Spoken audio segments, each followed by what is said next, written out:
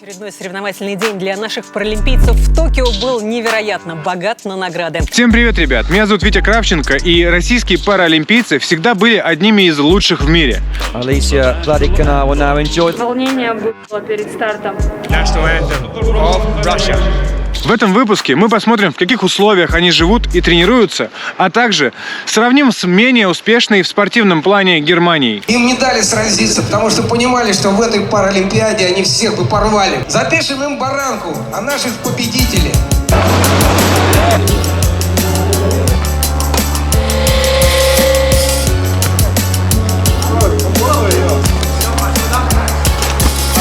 Если этот репортаж увидят, меня уволят 100%. Почему? Да потому что... Итак, мы в Кёльне, один из самых красивых городов Германии.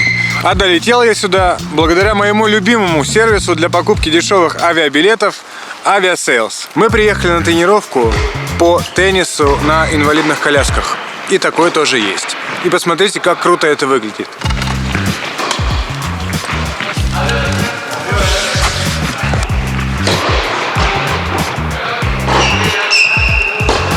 Вот какой уровень у этой спортсменки?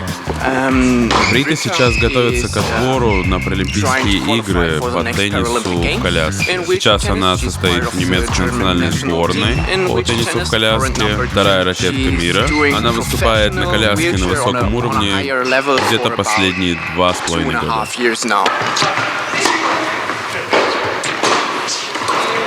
Единственное различие между обычным теннисом и паратеннисом — это то, что в паратеннисе мяч может коснуться площадку 2 раза. Один раз в корте, второй раз в ауте, и ты можешь его сыграть после того, как он коснулся 2 раза. Все, это единственное отличие. Все остальное абсолютно то же самое.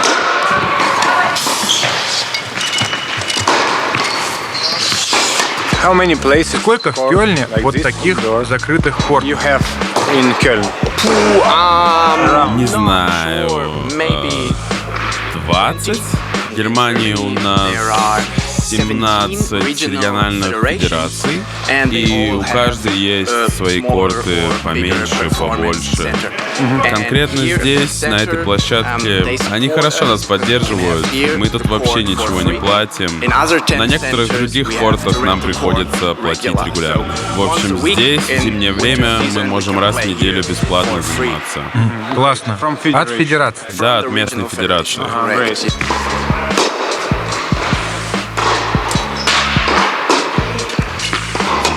Почему ты этим занимаешься? Почему я этим занимаюсь? Ну, это работа. И это хорошая работа. Полный улет. Я могу здесь работать с такими разными клевыми людьми. Я считаю, что работа с атлетами с инвалидностью не должна восприниматься как-то особенно. И поэтому я никогда не задаюсь вопросом, стоит мне с ними работать или нет. Они хотят играть в теннис, я тренер по теннису. Я думаю, нам достаточно повезло жить в Германии. Мы для этого ничего не делали. Мы просто тут родились. Да, спортивная система в Германии могла бы быть лучше, но и хуже могла бы быть на самом деле. Мне очень важно понимать, сколько ты зарабатываешь. Примерно. Сейчас, так, я трудоустроен в федерации, и, в общем, я получаю фиксированную зарплату от них, работаю 20 часов в неделю, и там в итоге получается что-то вроде 2700-2800 евро, где-то так. И в случае чего там добавляется еще. Если я работаю с игроками, если я на соревнованиях, если я делаю какие-то лекции, пишу статьи, всякое такое, с этого получаю отдельно. В общем, я могу себе позволить оплатить свою квартиру, свою машину. В общем, я никогда не буду с этого богачом, но полный порядок.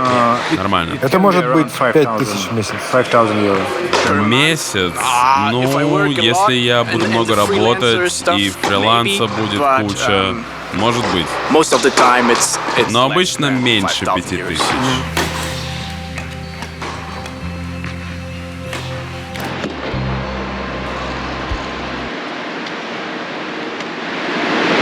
Ну что, ребята, а теперь мы в городе Дмитров перемещаемся мгновенно. Я прилетел за секунду, чтобы посмотреть на тренировку сборной России по паратеннису. Здесь будет тренироваться Вика, первая ракетка России. 6-3. Будем всеми способами болеть за нашу сборную. Я сегодня с вами тренируюсь. Да? Только без ракетки. Мы вам дадим. Не надо.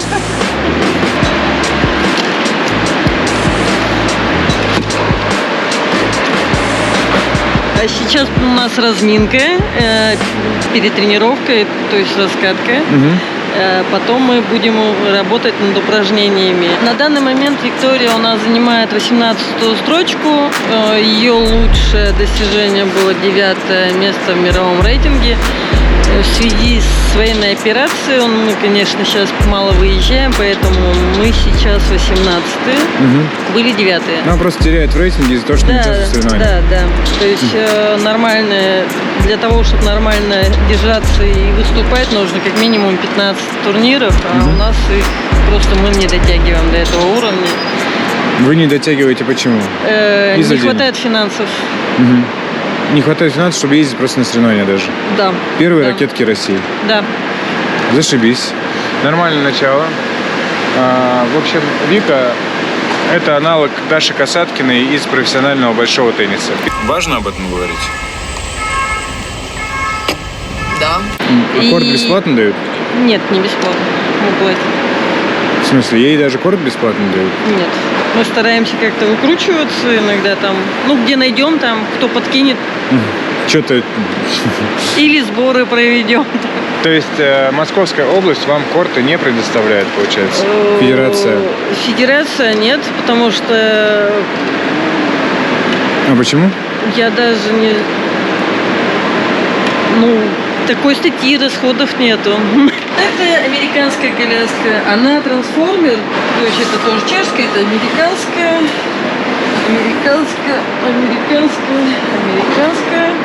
чешская. То есть у нас вот это все. То есть американские коляски я ездила, летала в Америку, чтобы забрать, потому что если покупать их с растаможкой, это в 2 раза увеличивается стоимость. А сейчас инвентарь такой достать легко в России или нет? Мы хотели, федерация нам хотела 4 коляски купить. Мы уже пока согласовывали финансы, как это, что. Они сказали, что мы пока с Россией не работаем. Кто? То есть Чехия. То есть, в принципе, я понимаю их, потому что их там прижмут, что они с нами сотрудничают, помогают. Она все за свой счет, получается, покупает? Вика все за свой счет покупает? Нет, Вика ничего не покупает, все я решаю. Ага. Вы мутите, просто где-то находите. Предыдущую коляску нам спонсор купил тоже, там, Вики коляску. Там желтенькая тоже была. После этого она такие желтые, вот эти салатовые, любит цвета. То есть вам корты не предоставляют? Вам вообще что-то, какую-то помощь оказывают со стороны Министерства спорта или нет? С Министерства спорта нам что? То есть в данный момент они после Паралимпийских игр двоих взяли на зарплату. Сколько у них зарплата? Где-то под 100 000. Это хорошая зарплата. Да, но это же, грубо говоря, год, и каждый год там заново. То есть их сейчас взяли на 3 месяца. Через 3 месяца или продлят, или не продлят, неизвестно. То есть. И потом, это же, год. А до этого не платили. То есть жить на что-то надо, взрослые люди. Тут у нее есть 100 000. А сколько ей на самом деле нужно, как вы думаете? В месяц? Смотрите, профессиональные игроки играют как минимум 2 турнира в месяц. Билеты где-то в районе 100 000 сейчас, да? Потому что нужно или через Турцию лететь, или через Дубай. И плюс еще взнос на турнир. Я думаю, что где-то 2000 евро в месяц ей нужно. А Министерство спорта об этом знает, что ей нужно 2000 евро? Естественно, мы подаем свои планы, но у нас сейчас не рассматривают вообще зарубежные поездки. Почему? Как таковые. Белоруссия, Европу нас точно не выпустят. Нас, да, могут выпустить только в дружественную страну, и то только по решению комиссии. Сколько у вас процентов турниров в недружественных странах проходит? Все почти? Практически все. Министерство спорта для сборной не купило ни одну коляску спортивную. Купили 2 активные коляски на всю сборную за 15 лет моей работы. Допустим, форму мне купили, сказали, мы же вам купили форму, 6 футболок на всю сборную. Сколько у вас человек? Сборная, человек 15. Вам приходится вообще вкладывать свои деньги? Вы тратите свои деньги на спортсменов? Иногда бывает. Это нормально? Нет. А сколько получает старший тренер по теннису в России? У меня сейчас, наверное, было где-то 68. Сейчас, наверное, будет 75, я не знаю. Повысят. И из них еще приходится что-то вкладывать сюда, обратно? Иногда, да. Понятно. Если этот репортаж увидят, меня уволят 100%. Почему? Да потому что... Да кто его увидит-то? Наш канал никто не смотрит, да, ребята? Вы знаете Бриту Вент из Германии? Да, конечно, знаем. Мы играли буквально там на турнире в Турции. Мы играли пару, по-моему, то ли в четверти, то ли в полуфинале. Девчонки выиграли их. Но пока мы еще ей ни Люда, ни Вика не проигрывали. То есть наши сильнее, чем Брита? Да, пока да. Сколько у тебя таких тренировок в неделю? У меня есть 4 раза с тренером. И обычно я еще разок играю с другом, в сумме 5. Расскажи мне про свой инвентарь. Это специальная коляска, которую мы используем для тенниса. Те коляски, которые мы обычно видим на улице, у них колеса не под таким углом, как здесь. Для тенниса важно, чтобы мы могли менять свое направление быстро, поэтому колеса направлены вот так. А еще у нас вот это сзади, чтобы мы не упали. Здесь у меня все сильно утянуто, чтобы я могла двигать коляску своими бедрами и корпусом. Это все твое? Да. Ты ничего не арендуешь? Нет, это все мое. А сколько у тебя ракеток? У меня 4 ракетки. И они компании Head? Ага.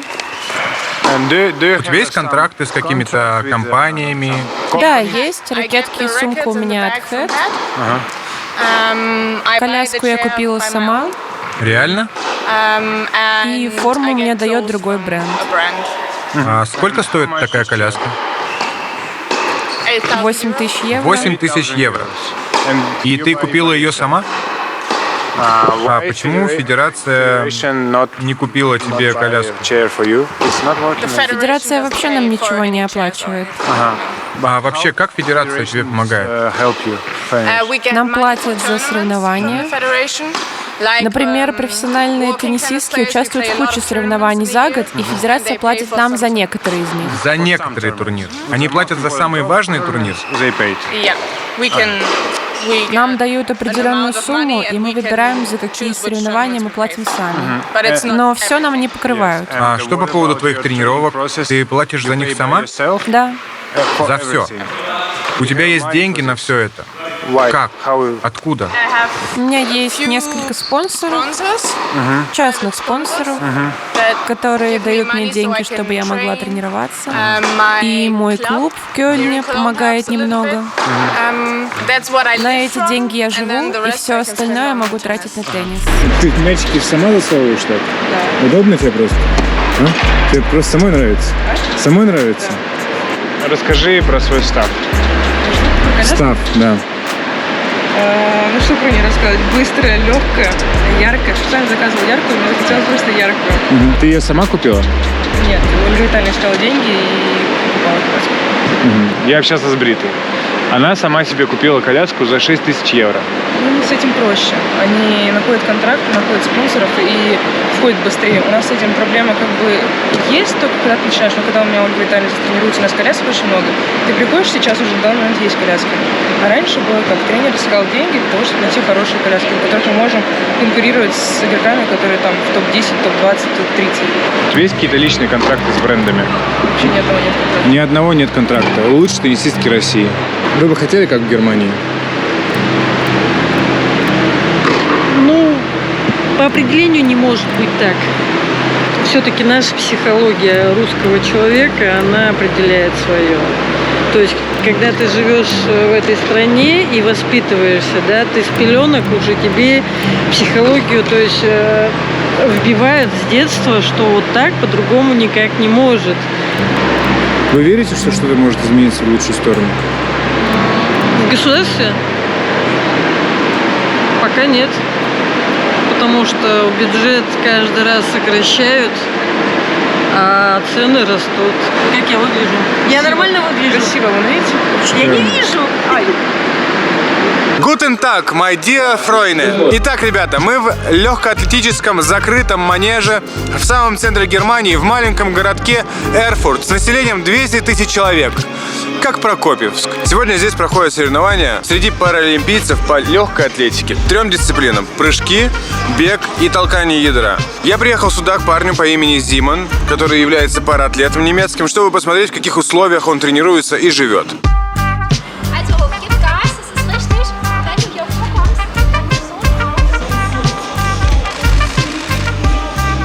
Какая у тебя мечта вообще? Для чего ты занимаешься спортом? Ну, конечно, я мечтаю поучаствовать в Паралимпиаде легкой атлетики. Вот в следующем году буду стараться подготовиться к Парижу 2024.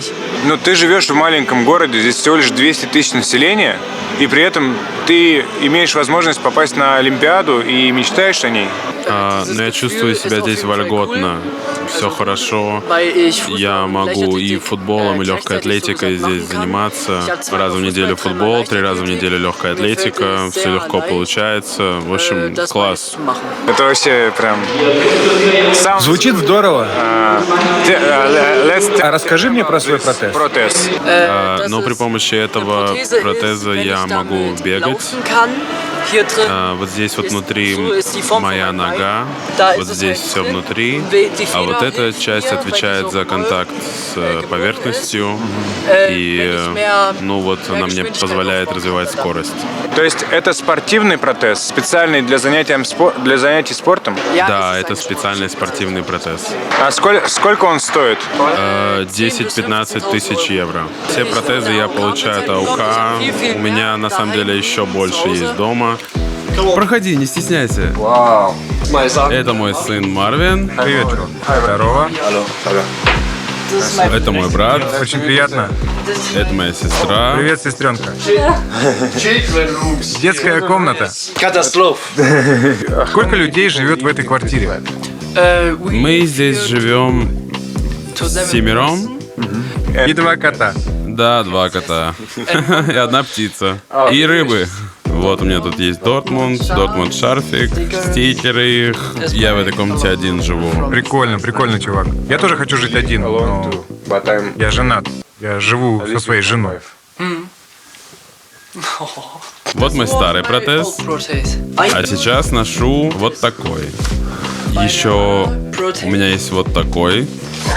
Вот. Все эти протезы тебе дала Германия? Да. Ты ничего не платил за них? Не, мы не платили, потому что эти протезы стоят очень много. Ну, конечно, я очень рад, что город оплачивает мне все эти протезы, потому что из собственного кармана, ну, это неподъемные суммы. Протезы очень дорогие, и, ну, здорово, что мы получаем их бесплатно. То есть ты в самом начале своей карьеры, ты можешь достичь и сборной национальной, но при этом ты пока за нее не играешь, и все равно тебя спонсируют просто всем. Тебе дают все для того, чтобы ты занимался спортом. Да, все верно. Я пока не в сборной Германии, потому что мне нужно сперва показать хорошие результаты на внутренних немецких соревнованиях. Должен их сперва пройти, так сказать. Да. Вообще, если брать в целом, ты доволен своей жизнью? Ты можешь сказать, что ты счастлив?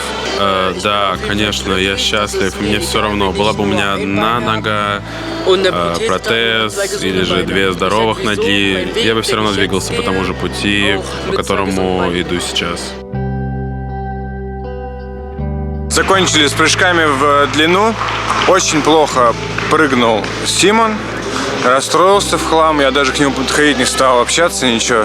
И сейчас следующая будет дисциплина. Сейчас побегут 60 метров. Он один бежит в своей группе с протезом, всех остальных есть ноги, но, разные отклонения с руками, с позвоночником. Ну давай. Ого! Хорош. Классное время, чувак. Ты такой быстрый вообще прям. Вообще нормально, ничего он вчесал. Единственный, кто был на протезе. Вот этого я вообще пока не понимаю, как они соревнуются. Нормально.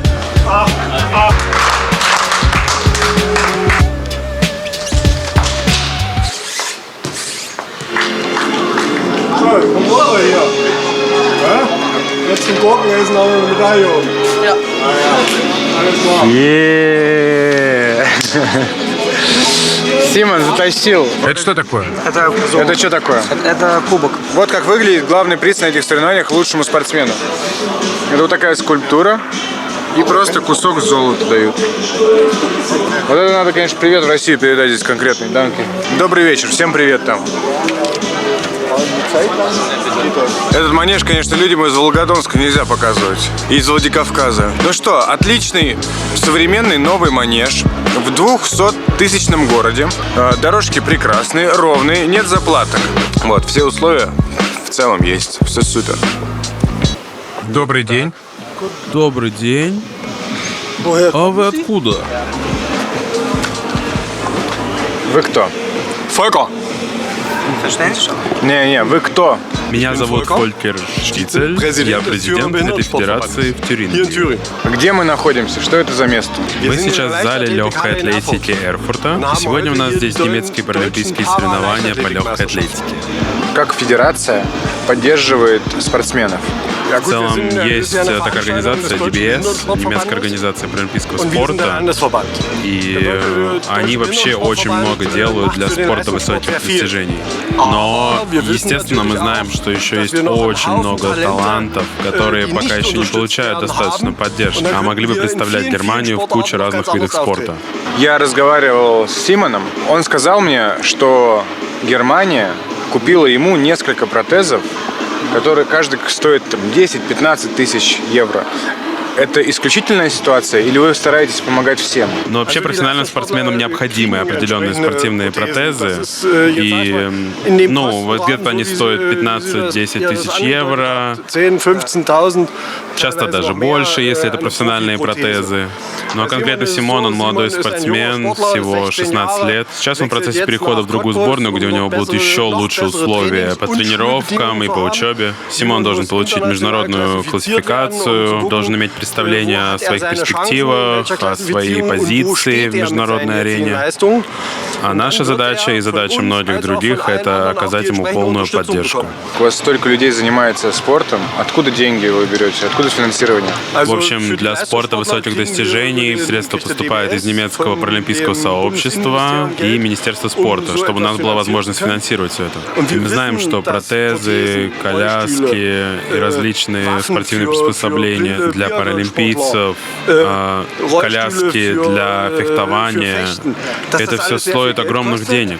Но мы получаем всю возможную поддержку. Здесь сегодня с раннего утра я сидел с политическими представителями Тюрингии. Они пришли сегодня, чтобы лично убедиться в том, что у нас есть вся поддержка. Им безумно важно, чтобы у спортсменов все было. Это, конечно, легко не дается. Вы вообще огромные молодцы. Я вообще в шоке и всячески вам удачи. И хочется, чтобы везде было такое же внимание паралимпийским спортсменам, как в Германии. Dankeschön. Ich habe zu danken. Schönen Dank. Dankeschön.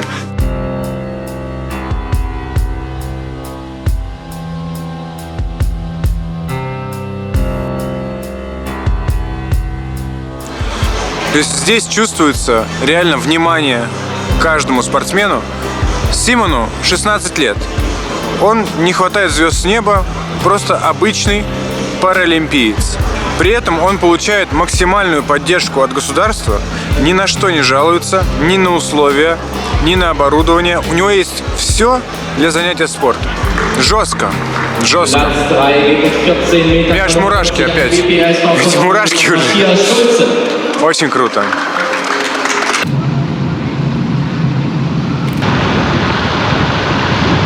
Так же, как и в Германии, параатлеты в России не остаются без поддержки. И я приехал к людям, которые занимаются поддержкой паралимпийского спорта в России. Располагаются они на какой-то промзоне.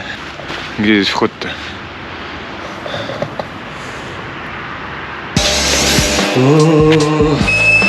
Здравствуйте.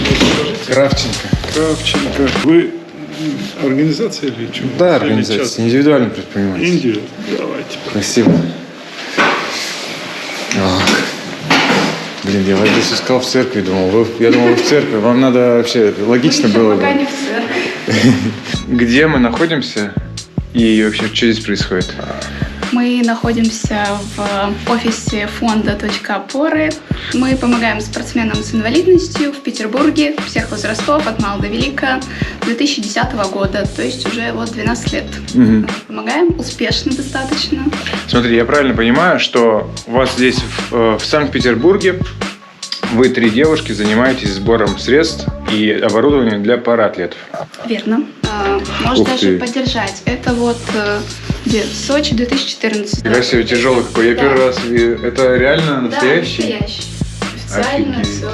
Круто. Вот, и... Олимпийский огонь, как я смотрю, нормально. Мне бы никто в жизни не доверил такую. Ну это мы лучший партнер уже, не знаю, в 10-й или в 12-й раз. Вот самое последнее было. Я ходила на вручение. Специальный Олимпийский комитет нас награждает каждый год как лучшего партнера. Вы оказываете самую большую помощь с параатлетам в Питере. Это 10 лет подряд?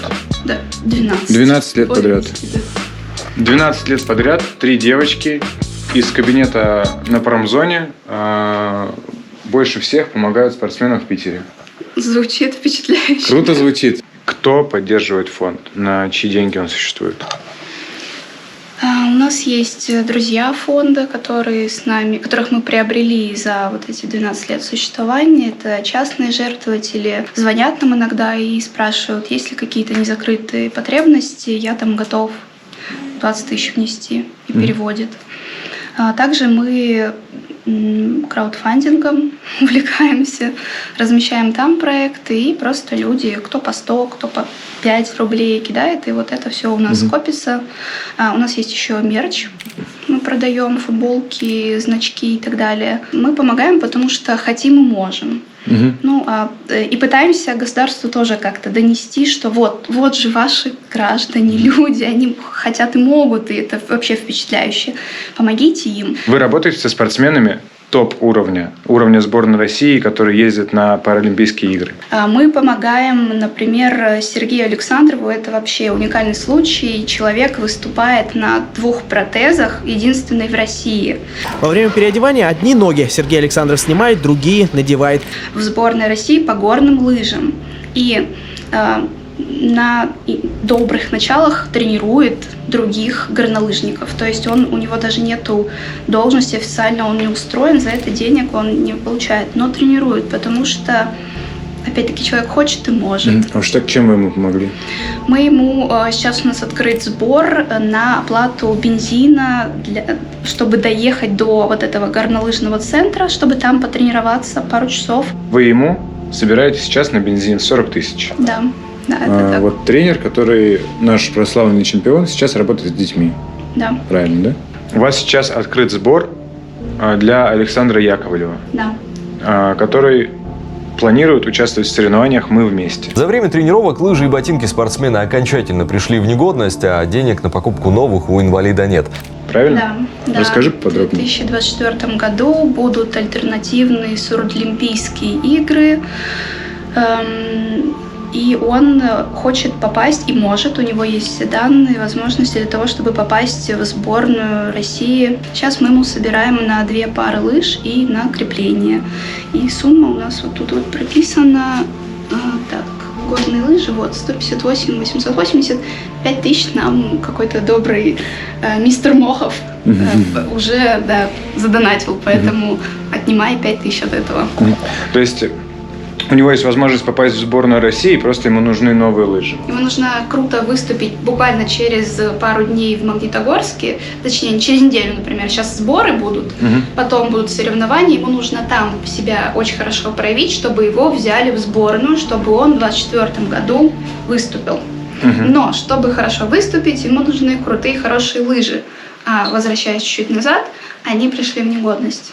Он сам не может себе позволить лыжи за 158 тысяч? Мы не спрашиваем обычно такие вопросы. Если человек обращается, значит, он не может. Просто еще такое название «Мы вместе». А в итоге вы здесь все вместе собираете на лыжи. Ну ладно, что.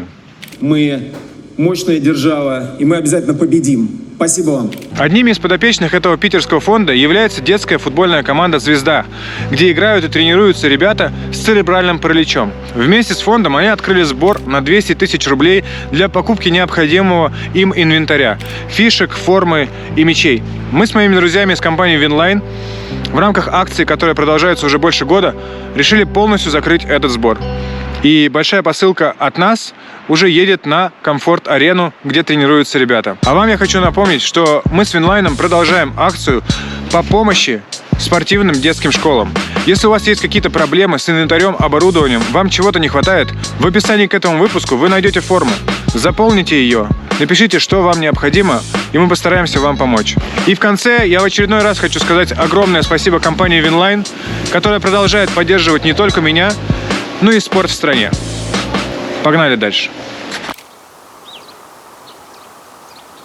Итак, ребята, мы в городе Бумройд, населением 4000 человек. Это Якоб, Джейкоб, как хотите. Якоб or Джейкоб? Якоб. Якоб.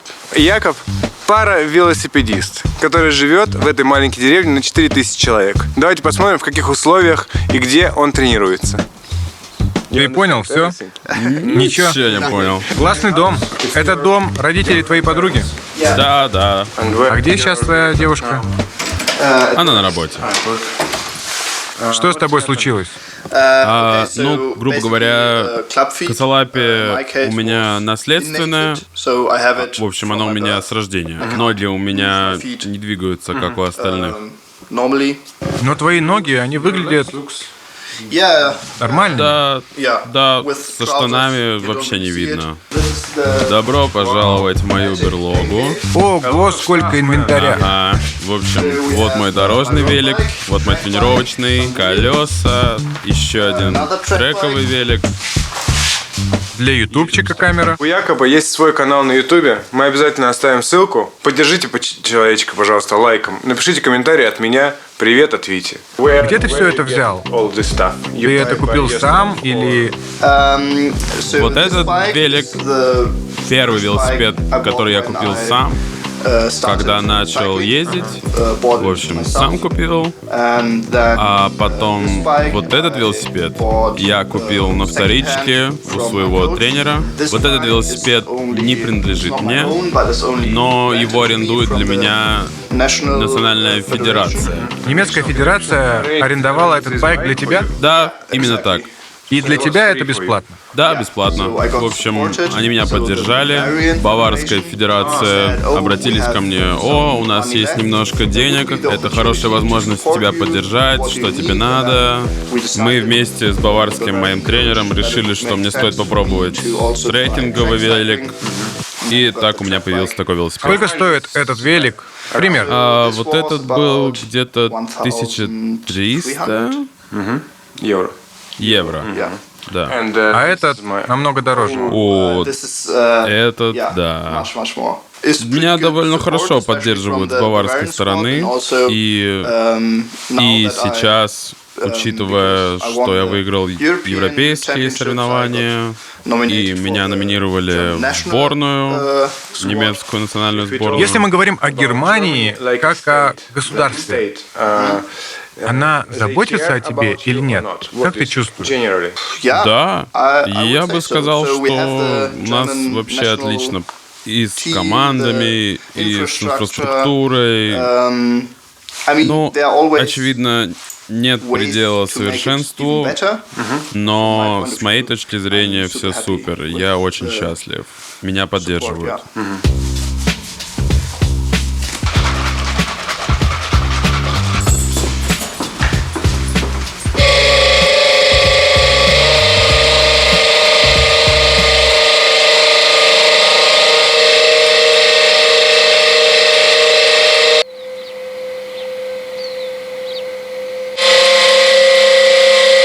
Сколько желания надо иметь, чтобы вот так в подвале самому тренироваться.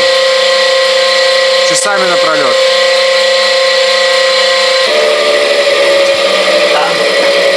В начале этого сезона такой темп нелегко давался. Но сейчас я все лучше и лучше. И теперь те же упражнения становятся легче и легче. Сейчас я что-то поем и, наверное, покатаюсь еще на улице немного на этом велике. Сколько ты зарабатываешь?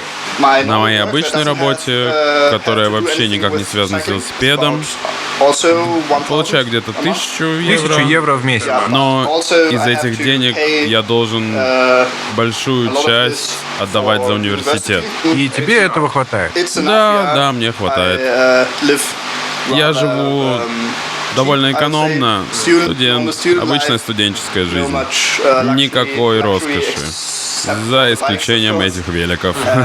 Ну, пока все в порядке. В конце года я могу сделать список, что я потратил на спорт, вот это. Я им отдаю его, и они смотрят, что они мне могут покрыть. В общем, дают мне какие-то деньги назад. Еще есть компании, которые меня поддерживают, и это получается на частном уровне. Я к ним обратился. Они такие: нам нравится, что ты делаешь, мы бы хотели тебя поддерживать. Например, вот этот бренд, да, питание. Всякое снаряжение мне дают со скидкой. Вот, например, одна компания дает мне колеса, мой шлем и очки у меня от Fully Project. В общем, это тоже очень хорошо опускает мои затраты. Дружище, очень много поддержки. Это нереально. Я не могу представить, что у людей в России есть что-то похожее.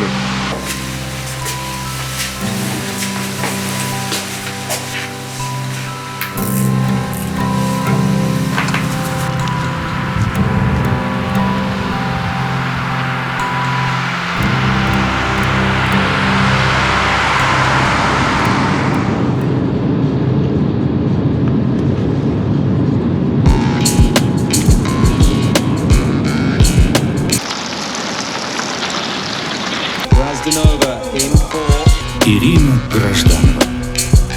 Серебряный призер Паралимпийских игр 2008 года. Ты действующий член сборной России. Да. Судя по твоей кофте. Да. Эту кофту классную тебе где выдали? О, на самом деле, вот по велику мне еще ни разу форму не выдавали. По триатлону тоже. В смысле, не дают форму? Нет. А почему? Ну, дают только такую специальную, которая кататься. Для меня это странно. Ну, для меня тоже. В чем отличие от твоего велосипеда от обычного? Только то, что тормоза справа и все? Вот у меня еще специальный протез. Потому что безопасность тут, конечно, очень важна. А сколько примерно велик стоит целиком? Велики очень разнятся. Ну, твой. Мой, насчет это тренировочный, мой стартовый целиком в районе 600 тысяч стоит, но это нижняя граница такая. Вот, там доходит стоимость до 2 миллионов и дальше можно. Ну, то есть тебе самой его нереально купить за свой счет? Нереально, да. Пока еще плюс нас никуда не пускают на международные соревнования, вот, а в России как бы зарплата за чемпионат России, просто у меня как бы остались сейчас с тех олимпиад еще какие-то там сбережения, поэтому я пока могу себе это позволить.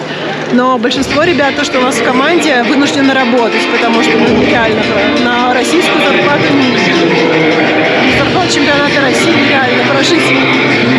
Сейчас они там решили просто дискотеку устроить. А пойдем вернемся в бокс. Что у вас, какие планы дальше? Мы тут поснимаем, потому что там громко. Ты получаешь зарплату от школы? Да, сейчас пока что мы не ездим на международные соревнования. А сколько надо в денег в год примерно? О боже. Примерно. Вообще, например, педальки с мощномерами, которые отслеживают твою мощность, и, они жизненно необходимые на треке, 50 тысяч стоят. Это еще вот в том году было. А в этом стоит? Велокомпьютер 45. То есть с моей пока я получаю зарплату только по чемпионату России в спортшколе. Вот, благо у меня из плавания еще остались ресурсы, я могу себе позволить вот так вот как бы в кредит как бы жить. Большая часть призовых – это от международных соревнований? Можно сказать, что 90%, потому что тебя ставят тогда в министерство уже на ставку, платятся призовые за Олимпиаду конкретно, ну, такие же, как олимпийцам, ну, это приятно. Вот, собственно, мы сейчас все, их, получается, мы все работаем, получается, на Олимпиаду, потому что это самый такой способ заработать возможный. Слушай, ну а сейчас, когда нас отстранили отовсюду, получается, много людей просто закончат заниматься спортом? Да, в том числе. Ну, либо кто-то идет работать, и уже профессионализм падает, потому что отработав там, либо как-то где-то, ты приходишь на тренировку либо вечером, ну, в общем... Да сил просто. Не то, да, силы не те. От самой федерации, от Министерства спорта тебе что-то дают в аренду? От Министерства спорта, ну, велосипеды дают ребятам, которые еще когда ездили они на международные соревнования, там что-то показали. Вот, пока ты, ну, никуда не ездил, на тебя даже вообще никто смотреть не будет, и ничего ждать даже вообще не стоит. Вот. Спортшкола тоже, ну, как бы обязана обеспечивать этим всем, но мне купили спонсоры. Вот, до этого у меня ничего этого не было. Я, с учетом того, что я участвую в чемпионатах России с 2013 года. Почему я об этом говорю? Потому что хочется показать, как есть, рассказать и привлечь это к этому внимание. Я понимаю, просто я сейчас расскажу, как есть, а потом мне руководство школы... Привет передаст. Ну, да. Пусть тогда главный тренер твой говорит спокойненько, и все, да? Ну, чтобы... да. Но он тоже как бы особо, потому что, ну, такая ситуация, что... Блин. Да. Вот такая ситуация. Ну, подводя какую-то черту под всем, ну ладно, ты, короче, тебе с собой лучше на эту тему вообще не общаться. Ты лучше пусть с этим Алексей рассказывает, он хотя бы защищен. Он вообще никак не защищен. Ему тоже завтра скажут, тебе ничего там что-то это... Пиши заявление. Никто не... У нас это государственная организация, у нас никто не защищен. Вот, поэтому можно что-нибудь другое. Как-то вот рассказать насчет этого, что вот спонсоры мне купили, я радуюсь. Вот этот, на котором ты катаешься? Вот этот и вот тот. И мне это тоже? Вот по школе мне ни одного велика не выдали. Я, посчитай, занимаюсь на воздухе. Просто у тренера там есть какие-то возможности, списанные велики там вот остались. Вот он мне сделал.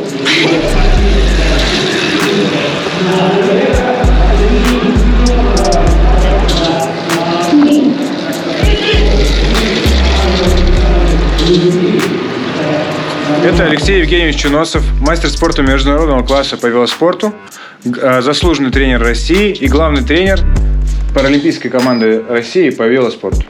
Москвы. Ну, это нормально, это серьезно, я считаю. В этой комнате у нас, это 12-й год, Паралимпиада в Лондоне, у нас бронзовый призер Машкович Светлана. Руслан Кузнецов, это золотая медаль. Еще одно золото дня выиграл в велоспорте Руслан Кузнецов. Он финишировал первым в гонке на шоссе. Руслан, который выиграл в Токио, да. Он уже 5 лет на одном велике. Да. Это нормально или нет? Вообще на его уровне спортсменов? Это ненормально. Возможно давать результат на старых велосипедах? Конечно, все технологии, какие-то международные уровни. Нужно и велосипеды современные. Если мы берем уровень вот любительский, как сейчас, и то любители выступают, которые могут себе позволить покупать велосипеды уже современнее. Угу. И человек на сборной, который с сборной страны, он выступает на 3 поколения хуже велосипеда. Обычно, что в сборной России самое топовое оборудование, а у любителей похуже. У вас наоборот. Ну, вы сейчас поснимаете, может быть, руководство, и завтра что-нибудь прилетит ко мне. Надеетесь на это? Ну, верите, что взыскание, может быть, прилетит. А, взыскание прилетит? Я думал, велосипед прилетит. Не, велосипеды у нас не прилетят. То есть я сейчас говорю, нету, мы там нищеброды. И завтра по телевизору это показывают. И... Они должны, по сути, по-хорошему увидеть это, как это работает в нормальной, да, структуре. Это же они должны увидеть, узнать эту проблему и ее исправить. Не от вас избавиться, они должны исправить проблему, а не тренера уволить, правильно? По-хорошему. Ну, вот благодаря, что, может быть, есть благодарность. Подпись Путина. Ну-ка, давайте-ка я сфоткаю с ним. Ну, стараемся, трудимся. Ну, слава богу, теперь хоть за вас не страшно, что... А вы говорите, что-то прилетит. Кто вам что прилетит у вас? Сразу он покажете, и все. На аватарку поставьте в Телеграме, и все. Чтобы никто не приставал. Справляемся, не умерем. Да. А по самим велосипедам есть проблемы или нет? Конечно, есть. Хочется новое, хочется дорогое. Пока ездите на старых? Пока ездим, да, на таких, на поколение. Но сейчас самое главное другое у нас в стране. В плане? Ну, и пока надо нам победить других на другой Олимпиаде, так сказать. А вот это откуда? Ой, это тоже собранный топ-энд. Вилка одна, но она топ-эндовская. Это в Америке это делают, в США. Это то где. Канада, Англия. А получится, это получится все импортозаместить? Велики? Да. Нормально, спокойно, да, вообще? Вы планируете как-то расширять ваши секции сейчас? Ну, мы, или не то время? Мне сейчас, я понял вопрос, это просто сейчас в данный момент, да, хочется начать такое сотрудничество, и, ну, давно уже, как только началось СВО, чтобы привлечь ребят, кто пострадал в СВО, то есть для поддержки этих ребят, то есть не только военные, так сказать, бойцы, но и есть гражданские люди, получившие травмы. Но, скорее всего, Россия даст им самое лучшее оборудование, самые лучшие велосипеды. Россия, конечно, даст. Все лучшее. Ладно, что, наверное, уже закругляется. Я выскажу свое опасение. Вот у вас есть инициатива такая, да? У вас есть инициатива помочь еще людям, которые вернулись с войны с какими-то увечьями, но при этом у вас для своих спортсменов чего-то там не хватает, какие-то есть сложности. Вы не боитесь, что вы не сможете обеспечить вот этих новых людей чем-то, потому что еще не решены какие-то старые проблемы, а вы хотите еще новых набирать? Ну, это есть, нехватка инвентаря, нехватка оборудования, нехватка вот этого специализированного оборудования для ребят. Да, есть, но мы руки не опускаем. А сколько вообще цены на велосипед сильно поднялись за последний год? Ну да, в связи с тем, что евро дорогой, плюс еще, что идут санкции, закрыты границы, нельзя привезти товар или там привозят через посредников. В 2 раза примерно? Да, в 2 раза. А комплектующие, если это все иностранное, много чего нет еще получается? Да, нету или долго идет, долго заказывают. Но сложно. То есть у вас за последний год реально возникло очень много проблем? Да. Некоторые депутаты высказываются, что даже если россиян допустят, на эту Олимпиаду ехать не стоит. Вы как считаете? Ну, это провокационный вопрос. Уже. Почему? Ну, я считаю, что не стоит ехать. А в чем провокация? Ну, здесь тут у нас война такая идет с этими, кто едет, кто не едет на Олимпиаду. Но под нейтральным флагом не стоит ехать. А что? Ну, раньше же ездили. Ну, раньше были другие времена, если вот идет. Ну, потому что у меня очень много друзей, коллег, которые находятся на СВО. Вы считаете, что ехать не стоит на эту Олимпиаду? Ну, они нам танки посылают, а мы поедем к ним гоняться. Ну, блин, не все же посылают. Бразильцы там всякие, аргентинцы. А мы куда едем? Где Олимпиада? Во Франции. А Францию за что делают? У нас есть возможность провести свою Олимпиаду и объединиться с азиатскими странами. И мы можем провести не хуже, чем там. И объединиться с теми странами, которые... Также белорусы, братья наши, так сказать, азиатские. Сербы, африканцы. Да, и не хуже будет, чем они еще к нам будут проситься на нашу Олимпиаду.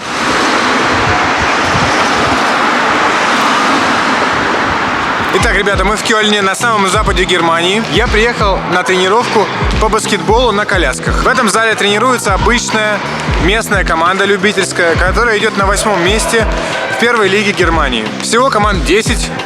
Ребята скоро вылетают. Посмотрим, какие у них условия.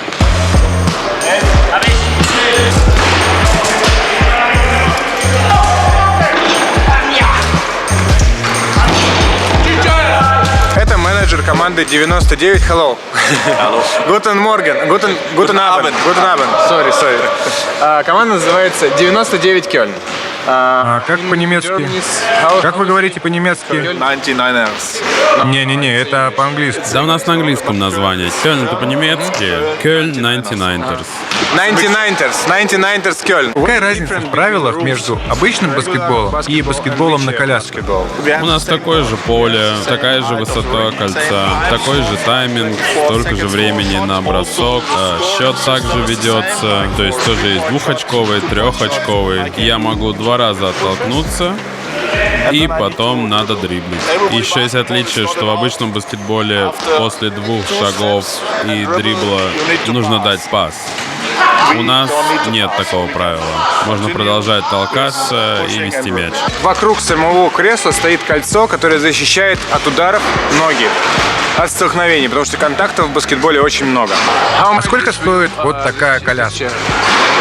По-разному. Где-то 4-8 тысяч евро. Большой разброс. Если посмотреть на профессиональные коляски, которые сделаны конкретно под игрока, они стоят где-то 7-8 тысяч евро. Это довольно дорого. Верно. Но все могут себе это позволить. Ну, мы стараемся привлекать спонсоров и фонды разные, чтобы поддержать наших игроков. Смотрите, это журнальчик, который не выпускают, такой миленький. И здесь вот просто посмотрите, сколько спонсоров у небольшого клуба из Кёльна, который идет на 8-м месте из 10. 1, 2, 3, 4, 5, 6, 7, 8, 9, 10, 11, 12, 13, 14, 15, 16, 17, 18, 19, 20, 21, 22, 23, 24, 25, 26, 27, 28, 29, 30, 31, 32, 33, 34, 35, 36, 37, 38, 39. Это невозможно. Почему столько компаний поддерживает твой клуб? Почему? It's not usually. Ну, части из них нравится, что мы делаем, или как мы управляем клубом. Они хотят поддерживать паралимпийский спорт. Некоторые из них, конечно, заинтересованы в том, чтобы продавать свои товары. В общем, у них у всех разная мотивация. Это просто нереально.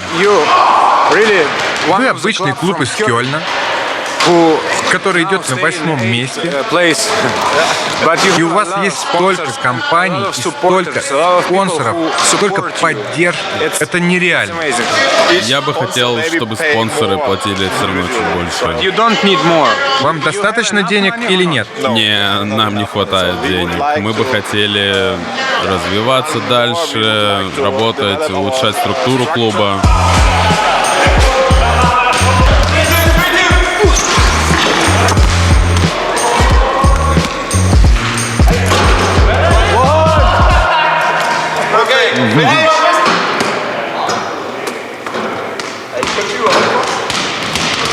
Итак, это Мустафа, игрок команды 99 Кёльн. Мустафа из Турции? Турки? Да, но я живу в Голландии. А, Голландия. Да, в Голландии, да. Я так ее люблю, чувак. Амстердам — это один из моих любимых городов. А у кого он нелюбимый? Ты профессиональный игрок. Ага. У тебя нет обычной работы, ты только играешь. Не, я только играю 2 раза в день, 5 раз в неделю, выходные игра, в воскресенье отдыхаю. Машина просто. Вообще, наполовину машина, наполовину мужик. У нас у всех коляски изготовлены под игроков. Короче, ты можешь выбрать и цвет, и колеса, вообще все что угодно. Еще сзади тут можно 1 колесо или 2. У всех тут есть ремешок, и можно поставить его куда хочешь. Я пристегиваюсь тут и тут. Так что если я делаю вот так, оба, я могу рассекать на коляске. Что он творит здесь, что? А если я упаду, то оп, я вот так стою. Прям во время игры, да. И если ты посмотришь игру, ты завтра здесь? Ты приглашаешь меня на игру? Да, Спасибо, приходи. я приду. Я дам тебе VIP-билеты. Помни время, когда ты начал играть в баскетбол? Мне было 8 лет. 8 лет? Да. Но это все было потому, что я был такой маленький толстый малыш. У меня не было ног, и я, когда ел, не успевал сжигать все калории. Короче, я был толстый, как ребенок я был вообще огромный. И врачи сказали, иди займись спортом. А потом они меня спрашивают, а каким спортом ты хочешь заняться? И я говорю своим родителям, футболом хочу заниматься. Они говорят, какой футбол? Ты чего? Ты не можешь заниматься футболом. Да я постоянно с друзьями в футбол играю, я голкипер. Но они все равно мне говорят, нет, ты должен заниматься тем, что ты можешь. И я попробовал баскетбол и просто влюбился в Всю него. твою жизнь у тебя была возможность играть в баскетбол на коляске, да? Да, бро, меня они здорово поддерживают. Знаешь, что я думаю? Мне кажется, это еще чуть-чуть культура. В Европе, если у тебя ребенок с инвалидностью, то это нормально. А в нашей культуре оставь его дома. Не показывай людям. В Турции они вообще часто боятся, что другие скажут. Парятся, что другие люди подумают про семью из-за вот этого ребенка с инвалидностью. Да, да. Да. Не хочу, чтобы кто-то говорил про мою семью. А здесь нас просто принимают. И реально, у меня же только ног нету. В остальном я нормальный. Так намного лучше, чувак. Смотри, у тебя есть инвалидность, но ты чувствуешь сам себя как-то ограниченно или нет? Не, абсолютно точно не. Не, ну конечно, есть всегда люди, ну вот здесь даже в Европе, люди с инвалидностью живут как инвалиды. И в наше время быть инвалидом это не «О, нет, я инвалид, я ничего не могу». Да блин, да вон смотри, они тренируются целый день, все делают, работают, мутят что-то все время туда-сюда. И особенно в Европе, если ты не можешь работать, то государство дает тебе деньги. Но если ты можешь работать, я работаю, например, и я никогда не брал деньги от государства. Всегда То есть работал. ты понимаешь, что государство о тебе заботится? Ага. Да, государство заботится обо мне, потому что тебе больше помогают, если у тебя инвалидность. В Европе, в Голландии, здесь даже в Германии, если ты инвалид, то у тебя полная свобода перемещения. Если есть лестница, то где-то там сбоку обязательно есть и рампа, или пандус, или лифт. Вот это вот чувство того, что ты можешь хоть куда пойти, это чувство того, что меня принимают. Они нас принимают. Вообще не так, что «О, тут лестница, ты не можешь сюда подняться». «А, не, подожди там». Сечешь? Если ты кому-то скажешь, жди там, я сейчас приду, ты себя чувствуешь неполноценным. Конечно, Да, я чувствуешь себя дерьмово. И еще есть такая тема, что, ну вот даже тебе, ну не так уж доказывать, но, конечно, приходится показывать, что я тоже такой же человек. А здесь для большинства людей это абсолютно нормально. Они видят, что у меня нет ног. О, он другой. И они думают, о, что он может, что вообще он умеет. Я иногда езжу по больницам, устраиваю воркшопы для детей, показываю, как играть в баскетбол на коляске. И с утра они такие: «О, нет, очень плохо, у него нет ножек». Они почти плачут. Они так переживают, что у меня нет ног. Но в конце дня я их герой. Потому что они теперь знают меня. Они знают, что я могу. Они знают, как я хорошо играю. Они знают, что если я упаду, то я поднимусь и продолжу наваливать просто. И они такие: «О, да нет, он нормальный, он даже лучше нас. Хрена с два я бы так в коляске мог». И это основное, чему дети учатся на этих воркшопах в Голландии. Для мелких это неимоверно важно в детстве усвоить, что ты полноценный. И потом у тебя не будет с этим проблем. Я в конце у всех спрашиваю, счастливы они или нет. Но я не хочу спрашивать у тебя. Да нет, ты можешь спросить. Не, я вижу, что ты счастлив. Брат. Спасибо большое. Тебе спасибо, удачи бро. завтра на игре. До завтра, давай. Айо, ну-ка все подпишитесь на него. Да. Какой у тебя канал? Да вон там где-то будет ссылка. Бывай, старик, давай.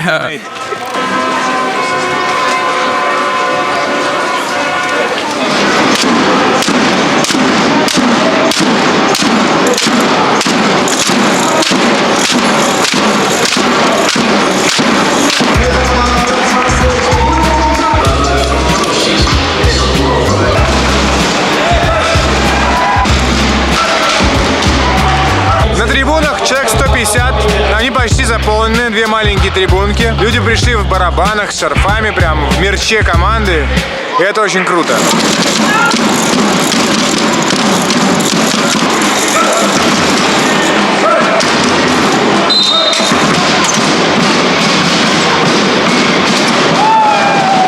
Вот так выглядит чемпионат Германии по баскетболу на колясках.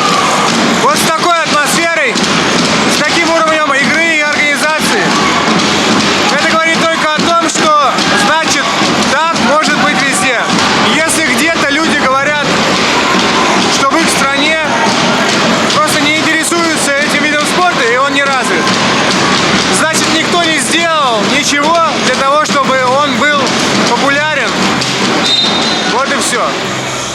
это всего лишь оправдание.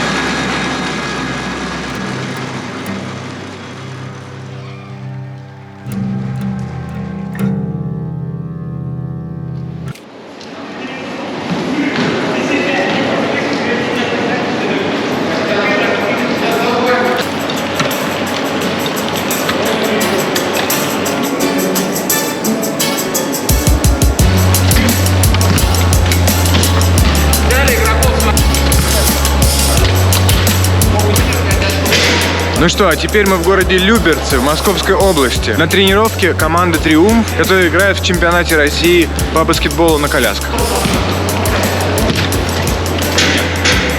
Зал такой же классный, как в Германии, но вот уровень игры, конечно, сразу вызывает вопросы.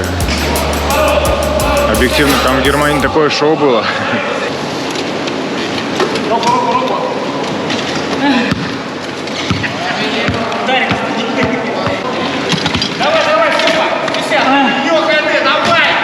Вы главный тренер? Да. А вы зачем этим занимаетесь вообще? Я? Да. Ну, я тренер, мне интересно. Вам интересно именно этот вид спорта развивать? Да. Интересно помочь ребятам социализироваться, реабилитироваться. Это важно для них, как думаете? Очень важно, я считаю. Те, кто приходит, они это понимают. Вы развиваете этот спорт. Какая главная проблема, с которой сталкиваетесь? Финансирование.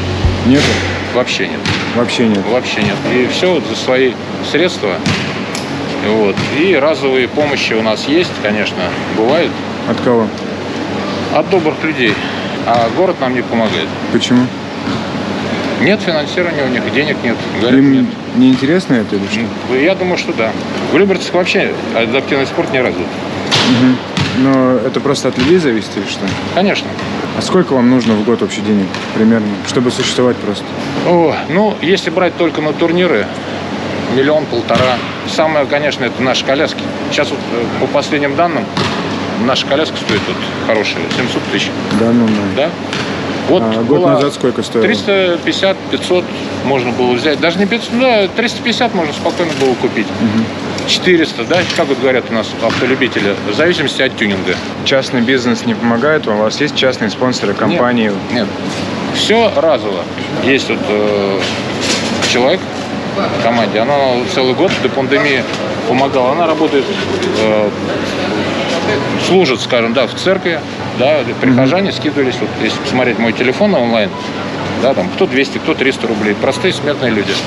И вот так 120 тысяч набираем. А, вам, то есть, прихожане из церкви? Прихожане, да, представляете, вот, прихожане. Я просто такого очень ни разу не слышал. Вы реально за счет Иисуса Христа существуете? Да. Да. Сами вот все чиним, стараемся, отвозим на сварку. Вот сварка стоит дорогая, аргоновая, да? Заварить спицы, заварить там это. Вот.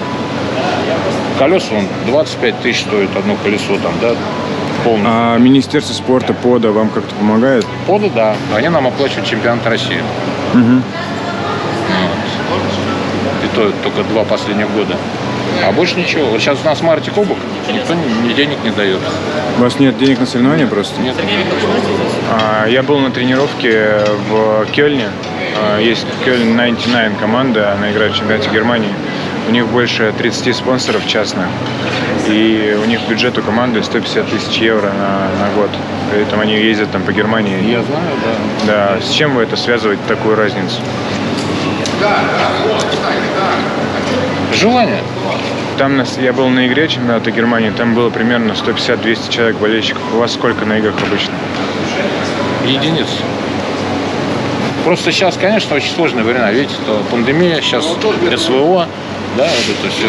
Не до вас? Не до нас, да, не до нас. А вы вообще свои деньги вкладываете сюда? Я с этого и начал все. Вы это сами развиваете со своего кармана? Конечно. То есть вы развиваете спорт, условно, не спонсоры, не государство, а вы здесь? Да, но это мы хоть принадлежим люберцам, что вот зал они нам дают, да? Все, больше ничего.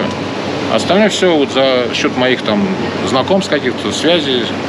Сами выбиваете, да? За мои деньги, особенно в начале очень много я отдавал денег. А у вас при этом зарплата у самого высокая? Ой, только недавно мне стали платить ставку, а так я вот в Люберцах получал, ставка у меня была 9 тысяч, 0,5 ставки. А сейчас 18? Да. Но вас спасет только какой-то частный бизнес, по-другому никак. Ну да, потому что государство, а им сначала медали нужна. Вот. Им выгоден пловец, который может 3 медали провести на разных дистанциях, да, лыжник или биатлонист, знаете, да? Да, конечно. Один человек может, да, закрыть несколько, а у нас одна медаль и 12 человек, да? Невыгодно. Невыгодно. Вот они считают, у нас же видите как. Есть такое выражение, очень часто сейчас по отношению к спортсменам, которые там на Олимпиаду хотят поехать, что отдать долг Родине. Есть такое выражение. А Родина вам отдает свой долг?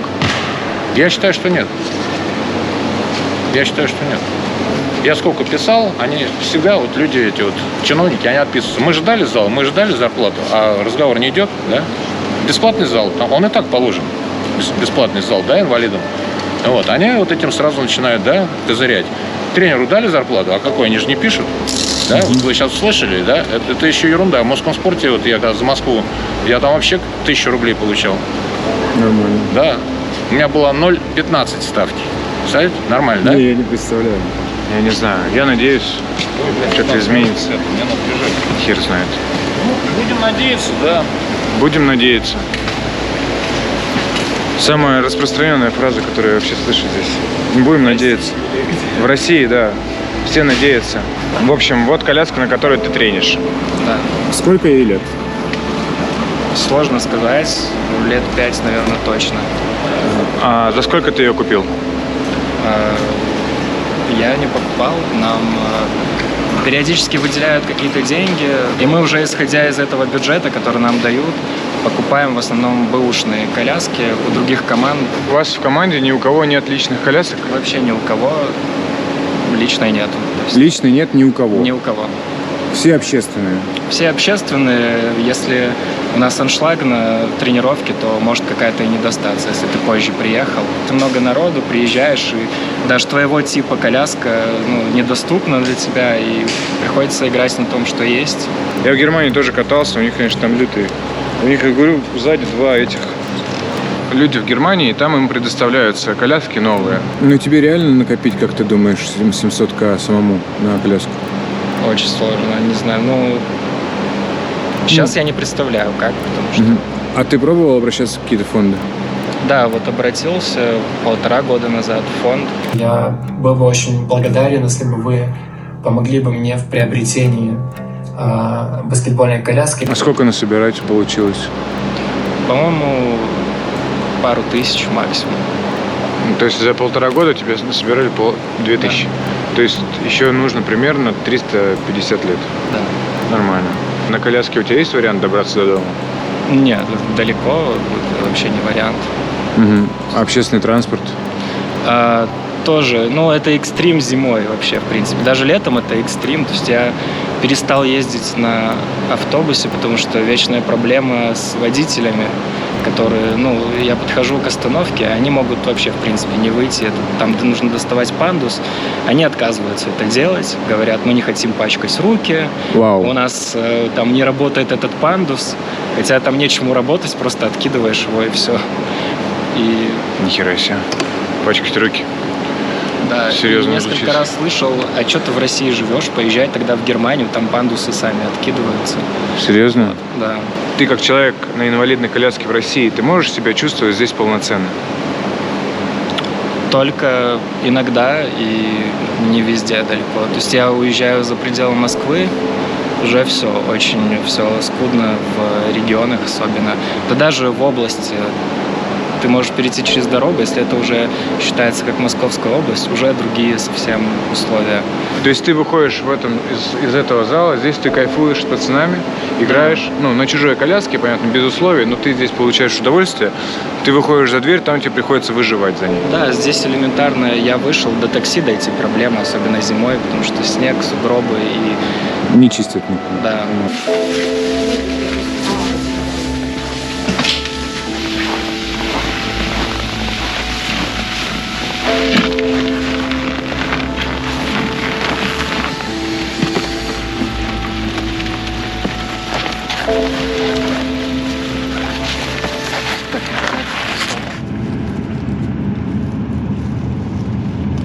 Ну что, ребята, весь выпуск мы сравнивали условия в провинциальных городах Германии самыми большими городами в России. И, конечно же, было бы нечестно не посмотреть, что происходит у нас в провинции. Мы в городе Красноярск. Население Красноярска примерно такое же, как в Кёльне. И я приехал в Федерацию инвалидного спорта Сибири. Здравствуйте. Вы нас уже ждете? Конечно. Здравствуйте. Здравствуйте. Витя. Георгий. Очень приятно. Давайте, рассказывайте, чем вы здесь занимаетесь. Ребята на колясках приезжают на снегоходах. Без ног, без рук.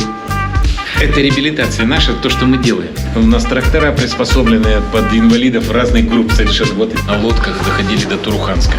2500 километров. Обалдеть. Смотрите, какая красивая фотография. Обалденно. И как это все делать? Ну, в общем, там вот своя история. Изобрели новый вид спорта, называется механизированный биатлон.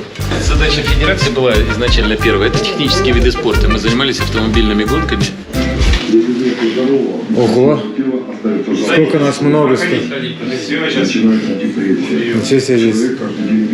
Вы развиваете огромное количество видов спорта. Реально, даже по этим фоткам, то, что показывали, делаете жизнь инвалидов здесь просто насыщеннее и полноценнее. Какую вы перед собой ставите задачу сами?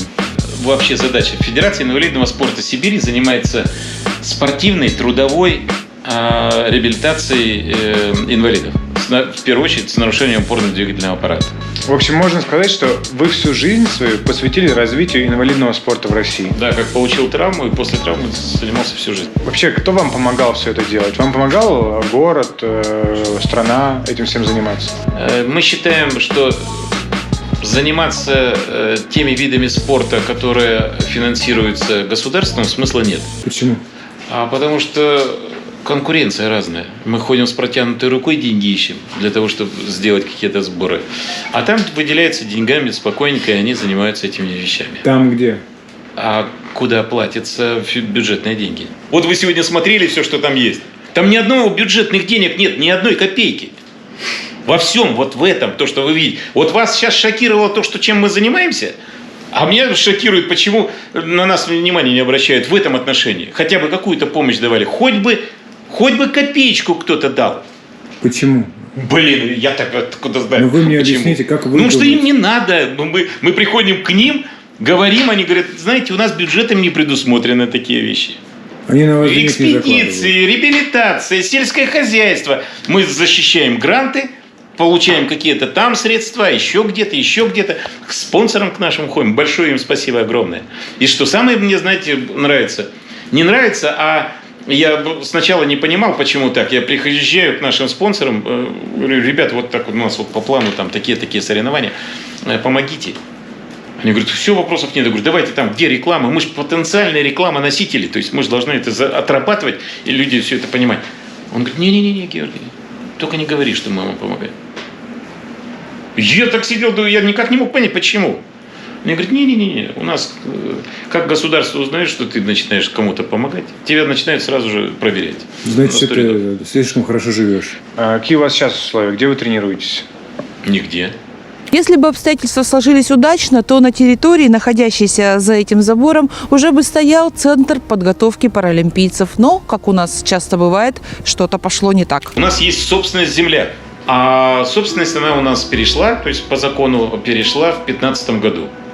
И вот с 2015 года мы, по идее, уже поставили эту задачу, а ковид нас подтолкнул к этому, о том, что давайте мы выстроимся. А мы теперь боимся даже говорить об этом кому-то. У вас есть земля в собственности, у вас есть проект, вы хотите развивать паралимпийский спорт. Почему за 8 лет ничего до сих пор не построено? Значит, эта территория кому-то нужна. А кому нужна? Чиновникам, у которых есть возможность отжать у инвалидов и, соответственно, построить себе деньги. То есть нам дать каких-то там, как они говорят, мы вам дадим столько миллионов. Да нафига нам их миллионы? Вы нам дайте нашу землю и не трогайте ее. Не мешайте нам. Если вы не помогаете нам, хотя бы не мешайте. Но они все не то что не мешают, они еще и своровать ее хотят у нас. Единственное, разочарованы были, что законы, оказывается, не так. То есть нам сказали, что если это ваша собственность, вы можете что хотите там делать. Это да. И здесь хотят его забрать. Просто, как они нам сказали в кавычках, вы здесь никто и звать вас никак. Все вопросы решаются не здесь и не вами. Вот их это в кавычках слова. Замминистра строительства. А почему в кавычках? Потому что это его слова, не мои. Ага. Цитата. К нам, цитата. Да. Но им не стыдно у инвалидов забирать землю? Ну, это надо у них спросить. Честно говоря, у этих людей, по-моему, этих вещей, как вы говорите, этих слов нет. Ну, вы не увидели в глазах что-то? Да ну, вы что? Да вы что? У вас что-то случилось? Да я ж не в курсе. Почему у нас в стране такое отношение к инвалидам? Да это не... В стране, может, и нормально сейчас... Мы все поддерживаем президента. Мы вот говорим, что это наш президент. Но есть вот такие кадры, которые портят все. То есть вы думаете, что дело не в Путине, а условно? Я считаю, что лично я, не знаю, каждый должен отвечать за себя. Это единственный президент, за которого не стыдно. Это мое личное мнение. А вы пытались обращаться к нему? Конечно, и вот сейчас обратились тоже к нему. Владимир Владимирович, надо с этим что-то делать, надо разгонять, и вот это вот. Там же тоже сидят, до него же письма-то, я так понимаю, не доходят. Не он же их не читает, даже если написано лично. Хотелось бы, чтобы у него вот как раз было такое, чтобы даже ценз, который у него там был, чтобы если лично, и там какая-то беда сильно страшная такая. Ну, я понимаю, что президент сильно занят. Итак, мы приехали в Центр спортивной подготовки Паралимпийского резерва Сибирского федерального округа. Правильно? Да. Правильно? Да. Вот смотрите, как это выглядит. Двухуровневая парковка. Это манеж, крытый с беговой дорожечкой. Классно. Столовая даже есть.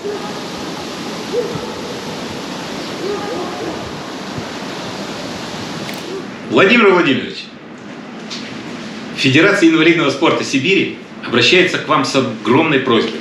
Помогите нам прикрыть этот беспредел, который творится в Красноярске и Красноярском крае.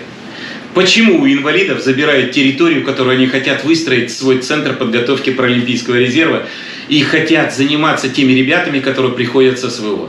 Почему это делается? Под прикрытием губернатора нашего края. А зачинщик, мы уже это поняли, это мэр города Красноярска. Помогите нам.